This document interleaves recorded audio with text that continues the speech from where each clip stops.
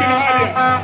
33 دقيقة على زمن الشوط الأول في هذه المباراة، لكن هذا الأسلمي اللي بالقدم اليسرى يأتي بكرة ذكية جميلة هنا في الجهة اليمنى. علي جاسم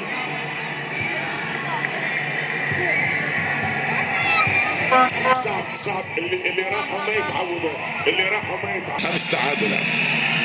عمان كما ذكر باستثناء مباراة كوريا، في هذا المكان العربية تحضر، الرأسية تحضر، ولا زالت المحاولة العراقية في هذا التوقيت إبعاد الكرة الماضية. تعود للمنتخب العراقي من زين تحصيل. لا شك في ذلك، في المنتخبين لا شك اسماء يعني لو قلت حق احد العمانيين من هو اللاعب الوسط الذي تتمناه الان ان يعود لان يلعب